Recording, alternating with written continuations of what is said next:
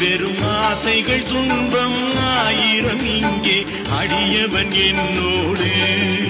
வெறும் ஆசைகள் துன்பம் ஆயிரம் இங்கே அடியவன் என்னோடு. செந்தூர் செல்லும் தென்றல் காற்றே முருகனை காண்பாயோ.